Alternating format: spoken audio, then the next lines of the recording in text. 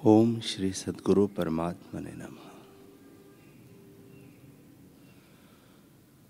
श्री वशिष्ठ जी बोले, हे रामचंद्र जी, मूढ़ अज्ञानी पुरुष अपने संकल्प से आप ही मोह को प्राप्त होता है, और जो पंडित है वह मोह को नहीं प्राप्त होता। जैसे मूर्ख बालक अपनी परछाई में पिशाच कल्प कर भय पाता है, तैसे ही मूर्ख अपनी कल्पना से दुखी होता है। श्री राम जी बोले, हे भगवान, हे ब्रह्मवेत्ताओं में श्रेष्ठ, वह संकल्प क्या है और छाया क्या है जो असत्य ही सत्य रूप पिशाच की नाई दिखती है। श्री वशिष्ठ जी बोले, हे रामचंद्र जी, पंचभौतिक शरीर परछाई की नाई है, क्योंकि अपनी कल्पना से रचा है और अहंकार रूपी पिशाच है। जैसे मिथ्या परछाई में पिशाच को देख के मनुष्य भयवान होता है, तैसे ही देह में अहंकार को देख के खेद प्राप्त होता है। हे रामचंद्र जी, एक परम आत्मा सर्व में स्थित है, तब अहंकार कैसे हो? वास्तव में अहंकार कोई नहीं, परमात्मा ही अभेद रूप है और उसमें अहम बुद्धि भ्रम से भासती है। जैसे मिथ्यादर्शी को मरुस्थल में जल भासता है, तैसे ही मिथ्या ज्ञान से अहंकार कल्पना होती है। जैसे मणि का प्रकाश मणि पर पड़ता है तो मणि से भिन्न नहीं, मणि रूप ही है, तैसे ही आत्मा में जगत भासता है, सो आत्मा में ही स्थित है। जैसे जल में द्रवता से चक्र और तरंग हो भासते हैं, सो जल रूप ही है, तैसे ही आत्मा में चित्त से जो नानात्व हो भासता है, सो आत्मा से भिन्न नहीं है। असम्यक दर्शन से नानात्व भासता है, ऐसे असम्यक दृष्टि को त्याग आनंद रूप का आश्रय करो और मोह के आरंभ को त्याग कर शुद्ध बुद्धि सहित विचारो और विचार से सत्य ग्रहण करो, असत्य का त्याग करो। हे रामचंद्र जी, तुम मोह का महात्म्य देखो कि स्थूल रूप देह जो नाशवंत है, उसके रखने का उपाय करता है, पर वह रहता नहीं, और जिस मन रूपी शरीर के नाश हुए कल्याण होता है, उसको पुष्ट करता है। हे रामचंद्र जी, सब मोह के आरंभ मिथ्या भ्रम से दृढ़ हुए हैं। अनंत आत्म तत्व में कोई कल्पना नहीं, कौन किसको कहे। ओम श्री सद्गुरु परमात्मने नमः। श्री योग वशिष्ठ महारामायण निर्वाण प्रकरण 112वां सर्ग। श्री वशिष्ठ जी बोले, हे राम जी, एक भाव मात्र, दूसरा भास मात्र और तीसरा भासित मात्र है। भाव मात्र केवल चैतन्य मात्र को कहते हैं। उसमें जो चैतन्य मुखत्व अहंकार का उत्थान हुआ, उसका नाम भास है, और उसमें जो जगत हुआ, उसका नाम भासित है। भासित कल्पित अधिष्ठान का नाम है। कल्पित के नाश से अधिष्ठान का नाश नहीं होता। जो अधिष्ठान कुछ और भाव हो तो उसका नाश भी हो, वह तो और उसी का, वह तो और कुछ बना नहीं। उसके फुरने से तीन संज्ञा हुई है, अतएव फुरना भी उसी का किंचन है। आत्मा फुरने या ना फुरने में ज्यों का त्यों है। जैसे स्पंदन और निस्पंद वायु एक ही है, वैसे ही बोध और अबोध में आत्मा एक ही है। बोध अबोध, फुरना ना फुरना एक रूप है। हे राम जी, उस आत्मा का किससे और कैसे नाश हो? चैतन्य भी मरता हो तो इसका किंचन जगत कैसे रहे? किंचन आभास को कहते हैं। वह आभास अधिष्ठान के बिना नहीं होता। इससे आत्मा का नाश नहीं होता। और जो तुम चैतन्य को भी मरता मानो कि मरकर फिर नहीं उपजता, तो भी आनंद की बात है। मेरा भी यही उपदेश है कि चेतनता मिटे। जब चेतनता उपजती है तब जगत भासित होता है।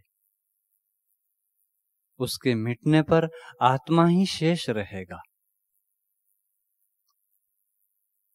ब्रह्म चैतन्य का तो नाश नहीं होता। जो तुम कहो कि वह चैतन्य नष्ट हो जाता है, यह और चैतन्य है जिससे जगत होता है। तो हे राम जी, अनुभव तो एक ही है, उसका नाश कैसे मानिए? जैसे बर्फ शीतल है, चाहे किसी ठोर पान कीजिए, वह सबको शीतल ही है। और अग्नि उष्ण ही है, चाहे जिस जगह से स्पर्श कीजिए उष्ण ही अनुभव होता है। वैसे ही आत्मा का स्वरूप चैतन्य है। वह एक अखंड रूप है। जहां कोई पदार्थ दिखता है उसी चेतनता से प्रकाशित होता है। वह चैतन्य सत्ता स्वच्छ, निर्मल और अद्वैत तथा सदा अपने आप में स्थित है। उसका नाश कैसे हो? जो तुम शरीर के नाश से आत्मा का नाश होता मानो तो ठीक नहीं, क्योंकि शरीर यहां अखंड पड़ा है और वह परलोक में चेष्टा करता है। और पिशाच आदि का शरीर भी नहीं देख पड़ता। जो शरीर के बिना उसका अभाव होता हो तो उनका भी अभाव हो जाता। इससे शरीर का अभाव होने पर आत्मा का अभाव नहीं होता, क्योंकि शरीर के निर्जीव होने पर शरीर से कुछ चेष्टा नहीं होती। क्योंकि जीव कला में पुर्यष्टका नहीं है। शरीर तो अखंड पड़ा है, उससे कुछ नहीं होता। और जब जीव परलोक में सुख दुख भोगता है तो शरीर का नाश होने पर उसका नाश नहीं हुआ। जो तुम कहो कि सब स्वभाव उसमें रहता है, तो सर्वदा उसको क्यों नहीं देखते? उसी समय अपने को क्यों मृतक देखते हैं? और बंध बांधव भाई सब उसी समय क्यों मृतक जानते हैं? जो तुम कहो कि जीवित धर्म से वेष्टित है, इसी से सब अवस्था का अनुभव नहीं करता। मृत्यु समय जब जीवित्व नष्ट हो जाता है तब मृतक होता है। तो जो ऐसा हो तो परलोक का अनुभव ना करे, पर ऐसा तो नहीं है, क्योंकि जब शरीर पात होता है तब सब अवस्था को भी जानता है, और परलोक में जो शब्द होता है उसका अनुभव करता है। अपने कर्म के अनुसार सुख दुख भोगता है और देश स्थान को प्राप्त होता है। यह बात शास्त्र से भी सिद्ध है और अनुभव से भी प्रसिद्ध है कि मृतक को किसी ने नहीं जाना और अभाव को किसी ने नहीं जाना, और जिसने जाना वह आत्मा एक अखंड है। इससे हे राम, शरीर के नाश से आत्मा का नाश नहीं होता, वह तो नित्य शुद्ध है, और जैसा निश्चय उसमें होता है वैसा ही होकर भासित होता है, और जैसा मिलता है वैसा ही प्रकाशता है। ऐसा जो सत्य आत्मा है वह किसी में नहीं बंधता। जैसे रस्सी में सर्प का आकार भासित होता है, पर वह रस्सी सर्प तो नहीं हो जाती। जब कल्पित सर्प का अभाव हो जाता है तब रस्सी ज्यों की त्यों रहती है। वैसे ही आत्मसत्ता आकार होकर भासित होती है, परंतु आकार तो नहीं होती। जब आकार का अभाव हो जाता है तब आत्मसत्ता ज्यों की त्यों रहती है। इसी कारण उसे बंधन नहीं होता। ऐसी आत्मसत्ता में जो विकार दिखते हैं वे भ्रम मात्र है, और भ्रांति से ही लोग दुख पाते हैं। हे राम जी, यह जगत आभास मात्र है, और उस आभास मात्र में जो राग द्वेष आदि फुरते हैं उनकी निवृत्ति का उपाय मैं तुमसे कहता हूं।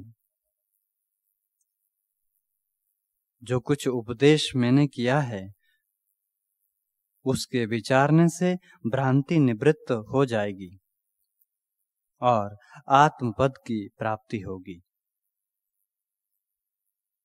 अभ्यास के बिना जीव जो आत्मपद की प्राप्ति चाहे तो कभी ना होगी। जब बारंबार अभ्यास करेगा तब द्वैत भ्रम मिट जाएगा और आत्मपद प्राप्त होगा। जिसका कोई नित्य अभ्यास करता है और यत्न भी करता है वह प्राप्त होता है। वह कौन पदार्थ है जो अभ्यास से प्राप्त ना हो? जो थक कर फिरे नहीं और दृढ़ अभ्यास करे तो प्राप्त होता ही है।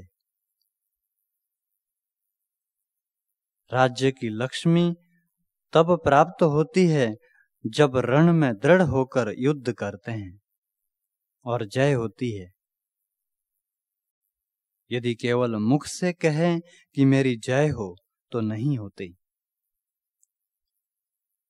वैसे ही आत्मपद भी तब प्राप्त होगा जब दृढ़ अभ्यास करोगे। अभ्यास के बिना कहने भर से कुछ प्राप्त नहीं होता। हे राम जी, इस मन के दो प्रवाह है, एक जगत का कारण है और दूसरा स्वरूप की प्राप्ति का कारण। जो असत शास्त्र है और जिनमें आत्मज्ञान प्रत्यक्ष नहीं कहा, उनको छोड़ो। यह जो महारामायण मोक्ष का उपाय है, उसमें 4 वेद, 6 शास्त्र और सब इतिहासों और पुराणों का सिद्धांत मैंने कहा है।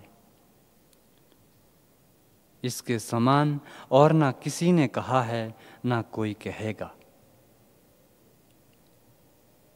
ऐसे शास्त्र के विचार में मन लगाओ तो शीघ्र ही आत्म पद को प्राप्त होंगे। हे राम जी, आत्मज्ञान बर और शाप की नाई नहीं है कि कहने भर से सिद्ध हो।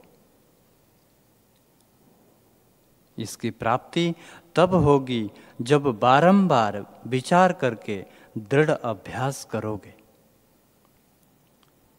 और जब इसकी भावना होगी तब मुक्ति पाओगे।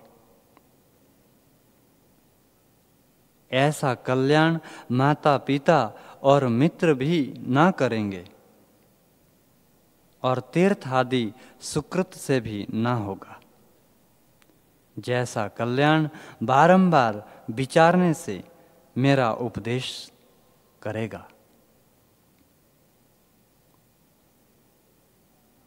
इससे और सब उपायों को त्याग कर इसी का विचार करो तो सब भ्रांति मिट जाएगी और शीघ्र ही आत्मपद की प्राप्ति होगी। हे राम जी, अज्ञान एक विसूची का रोग है और उससे जीव जलते हैं। जो मेरे शास्त्र को विचारेगा उसका रोग नष्ट हो जाएगा। ईश्वर की यह महामाया है कि मिथ्या भ्रम से जीव दुखी होते हैं। जो अपना दुख दूर करना चाहे वह मेरा शास्त्र विचारे। जितने सुंदर पदार्थ दिखते हैं सब मिथ्या है। उनके लिए यत्न करना परम आपदा है। ये सब पदार्थ आपात रमणीय है। ये देखने भर को सुंदर है पर भीतर से खोखले हैं।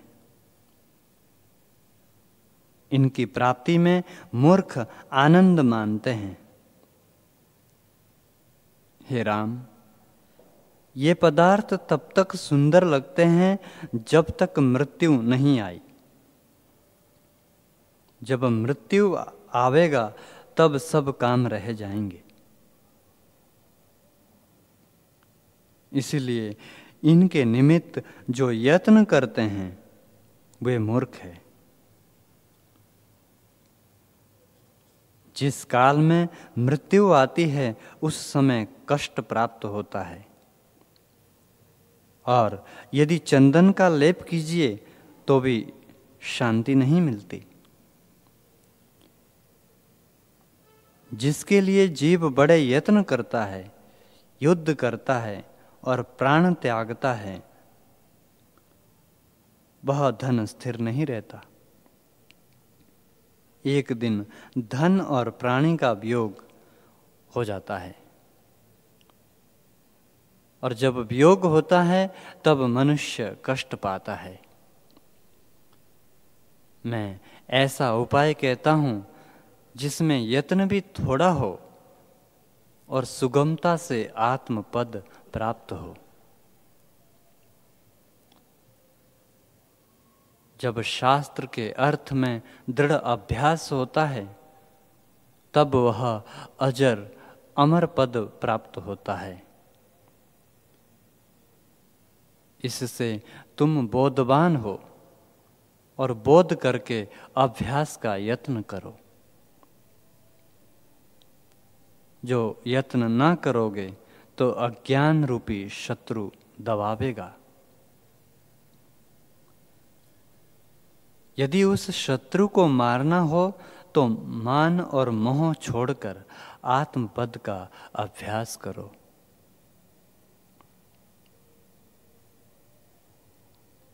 हे राम जी, जो पुरुष अब तक अज्ञान रूपी शत्रु को मारने और आत्मपद पाने का यत्न नहीं करते, वे परम कष्ट पावेंगे और संसार रूपी दुख से कभी मुक्त न होंगे।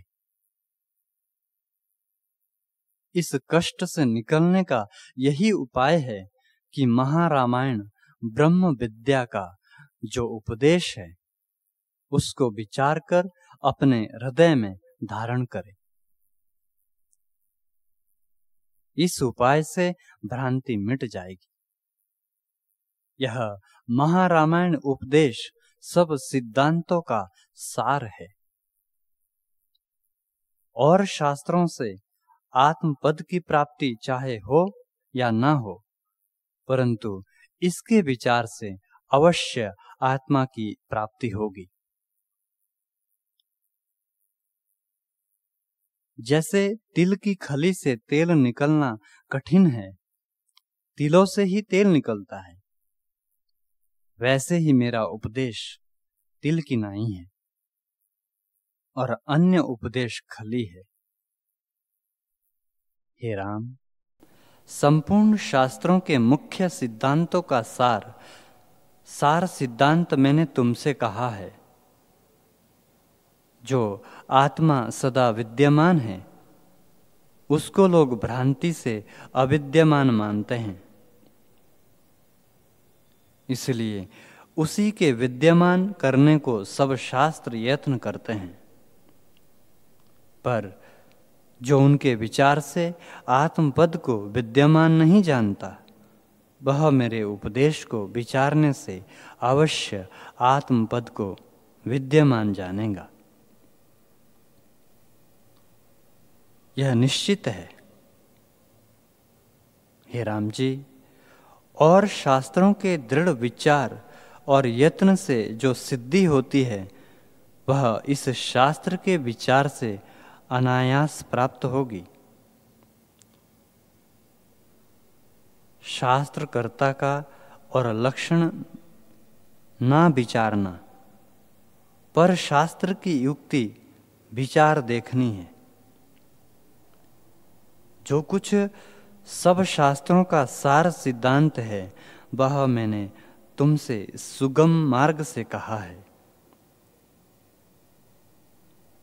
इसके विचार से इसकी युक्ति देखो। अज्ञानी जो कुछ मुझे कहते हैं और हंसते हैं सो मैं सब जानता हूं, परंतु मेरा दया का स्वभाव है। इससे मैं चाहता हूं कि किसी प्रकार के नरक रूप संसार से निकले। इसी कारण मैं उपदेश करता हूं। हे राम जी, मैं जो तुमको उपदेश करता हूं सो किसी अपने मतलब से नहीं करता कि मेरा कुछ अर्थ सिद्ध हो। जो कोई तुमको उपदेश करता है सो सुनो। तुम्हारा जो कोई बड़ा पुण्य है वही शुद्ध संबित होकर मलिन संबित को उपदेश करता है। वह संबित ना देवता है ना मनुष्य है, ना यक्ष है ना राक्षस है और पिशाच आदि भी नहीं है। केवल जो ज्ञान मात्र है वही तुम हो। मैं भी वही हूं और जगत भी वही है। जब सब वही है तब वासना किसकी करनी है? हे राम जी, जीव के दुख का कारण वासना ही है। जो पुरुष इस संसार बंधन के दुख की चिकित्सा ना करेगा वह आत्म अहंता है और बड़े दुख में जा पड़ेगा। जहां से निकलने की सामर्थ्य ना होगी।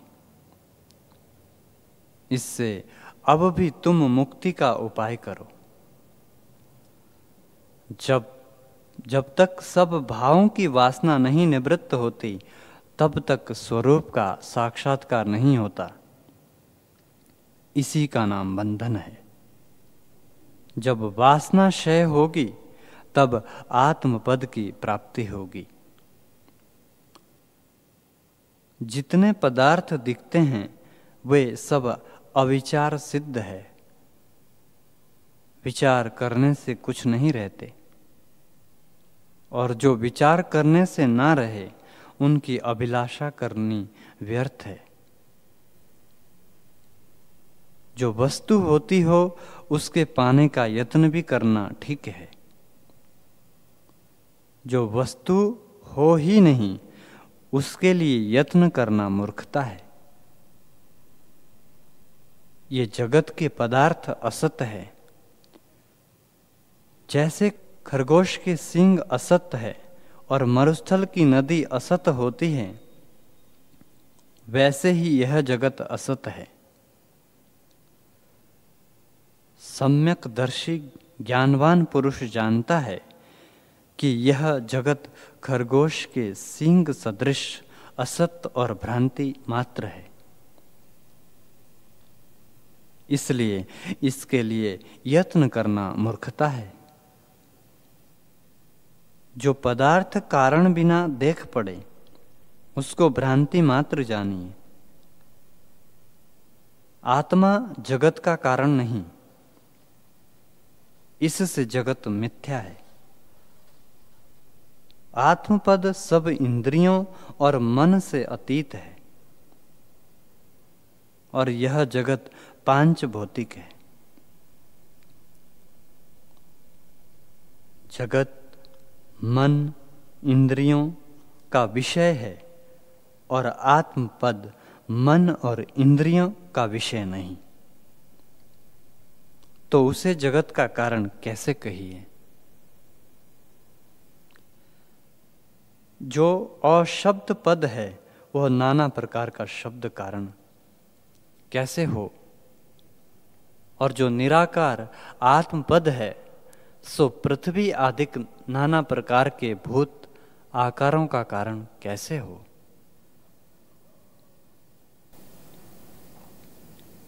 हरि